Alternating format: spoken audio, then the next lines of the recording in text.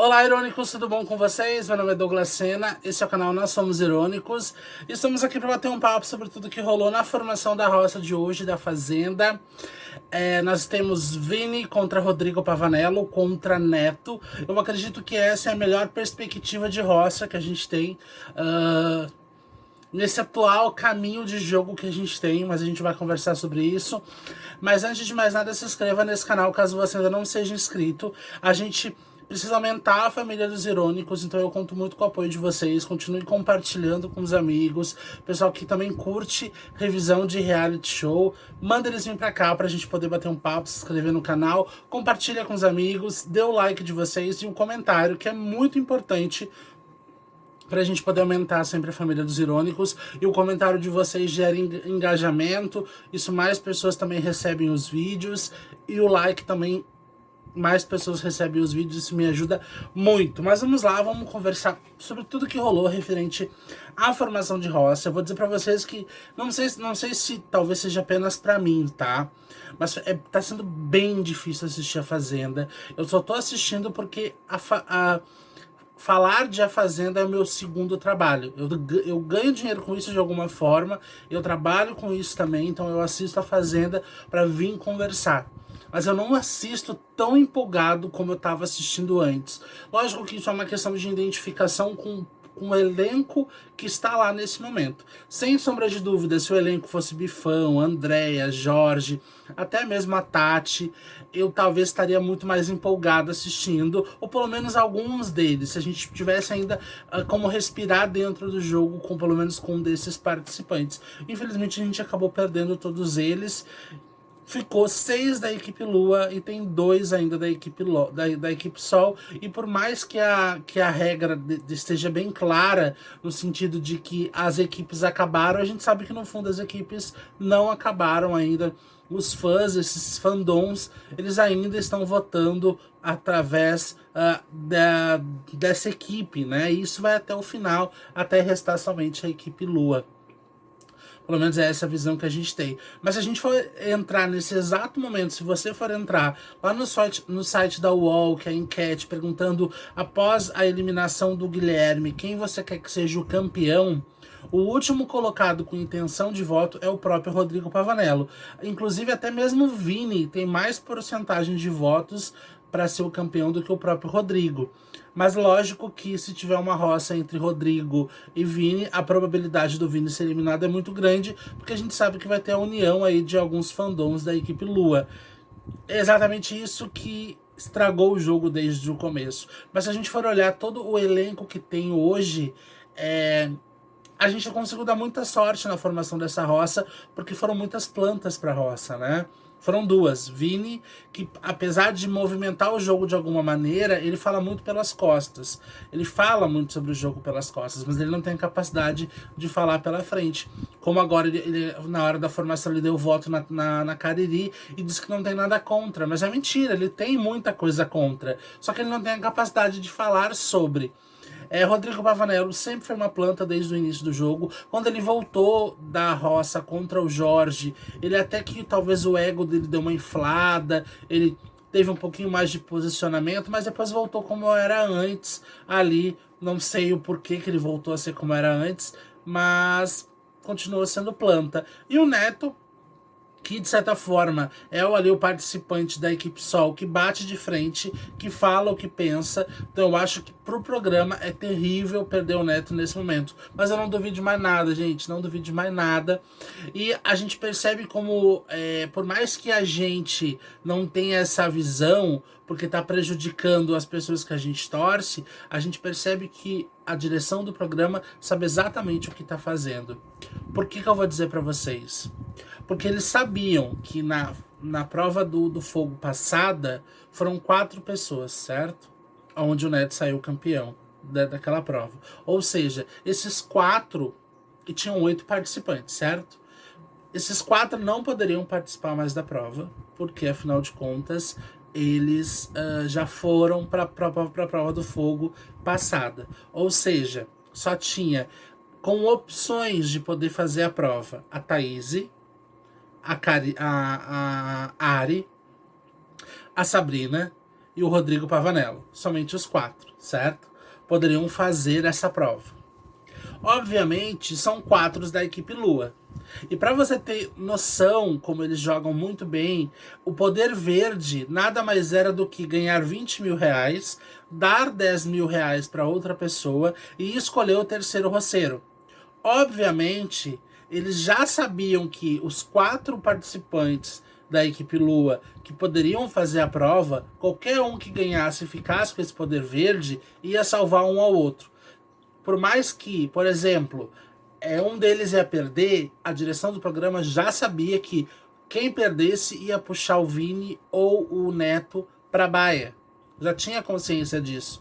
Então sabia que, pra mim, é muito visível isso, tá? Principalmente depois que a Cariri e a Thaís, a Ariane acabaram sendo selecionadas, sorteadas, elas foram fazer a prova.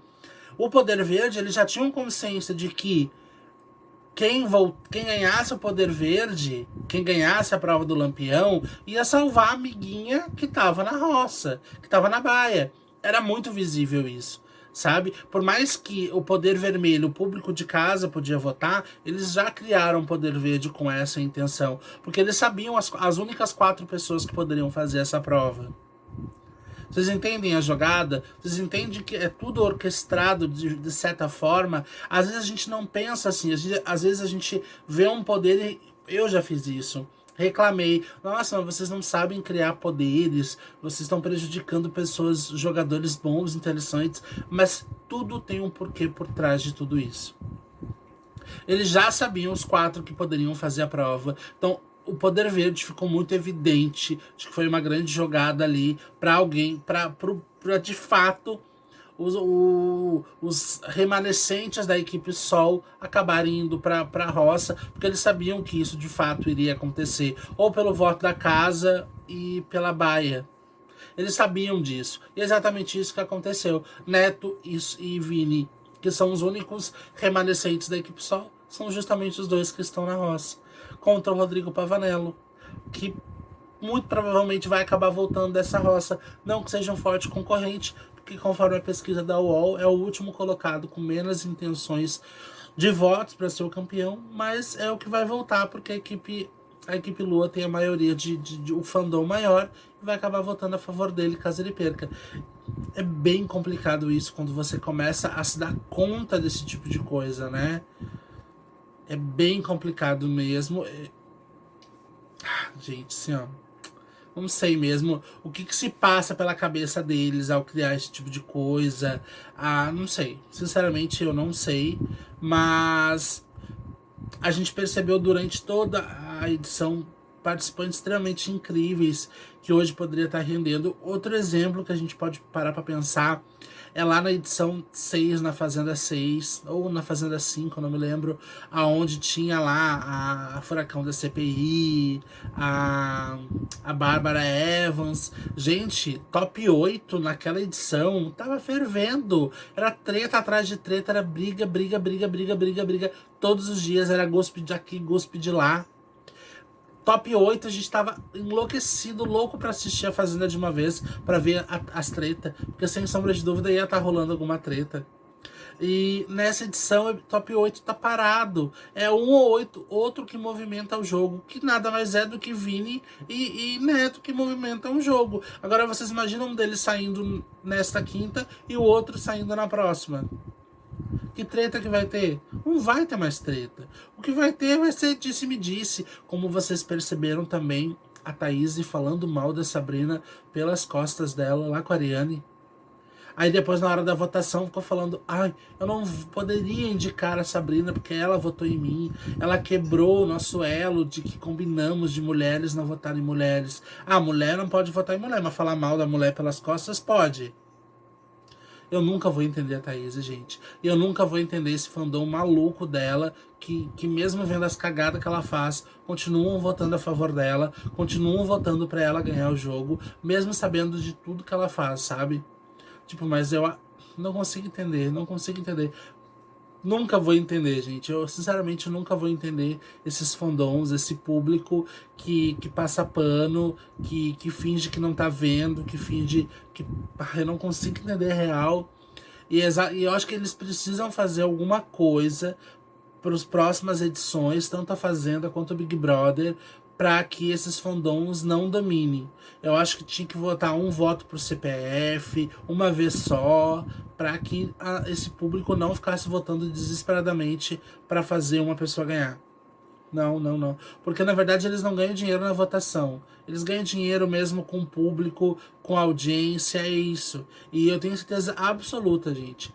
Se Andréia, se Bifão, se Tati tivessem no jogo ainda, a audiência estaria muito maior do que está hoje. Porque a audiência tá um fracasso. Real, oficial. Então tá bem complicado mesmo pra Fazenda. Eu espero que eles melhorem muito na próxima edição. Porque eu acho que nessa edição não tem o que melhorar. Porque a merda já foi feita. Deixa aqui nos comentários o que vocês acharam sobre essa formação da roça. Posso falar, gente, que foi o menos pior, tá? Eu acho que de fato foram 2 plantas para a roça, Vini e Pavanello. Torço muito que o Neto volte como fazendeiro, para que justamente essas 2 plantas vão para a roça. Apesar da gente já saber o resultado, que o Vini vai ser eliminado. A gente só vai ter aí uma dúvida se o Rodrigo Pavanello acabar ganhando a prova e a disputa for entre Neto e Vini, mas a probabilidade do Vini ser eliminado também é muito grande, a menos que a equipe Lu acabe votando a favor do Vini para eliminar o Neto, porque o Neto é o desafeto do Lucas, que até então parece ser o grande favorito ao prêmio. Tá. Lucas sendo favorito ao prêmio. Eu nunca pensei na minha vida que nessa edição ele conseguiria se tornar um favorito ao prêmio. Tá bem complicado mesmo esse povo, hein? Tá bem complicado. Mas, né, gente, eu acho que as pessoas que a gente votam nada mais é do que o reflexo, o nosso próprio reflexo, né? Então, o que a gente vai falar de uma sociedade extremamente machista, escrota e muito desnecessária que a gente vê por aí, né? Não quero militar aqui, mas a gente vive numa sociedade muito machista, muito escrota, e que os homens fazem, aprontam e justificam as merdas que fazem pelo comportamento de uma mulher. A gente vê muito isso. E a gente vê o nosso o favorito aí desse povo nada mais é do que o reflexo dessa sociedade muito machista que a gente vive. E o Lucas, nas próprias atitudes dele, a gente percebe que ainda é muito machista. Eu não vou dizer pra vocês que ele não tem um lado bom, um lado humano, uma pessoa que de fato seja do bem. Deve ter, acho que todo mundo tem. Todo mundo tem o seu lado ruim, todo mundo tem o seu lado bom. Só que eu acho que foi mostrado tanto o lado ruim que é muito difícil pensar no lado bom, né? Muito difícil. Mas pra grande maioria dessas pessoas ainda o lado bom, de alguma forma, apareceu aí pra elas. E ele tá aí como grande favorito ao prêmio. E fazer o que, né, gente? Numa edição que o Rafael Ilha acabou se tornando campeão, do que esperar daqui pra frente, né? Deixa aqui nos comentários qual a opinião de vocês sobre isso também, sobre quem vocês querem que volte como fazendeiro. E não esqueça de se inscrever, compartilhar com os amigos de vocês, que é muito importante, o like de vocês e o comentário, pra gente poder trocar uma ideia ali também nos comentários, tá? Um beijo pra vocês e até o próximo vídeo.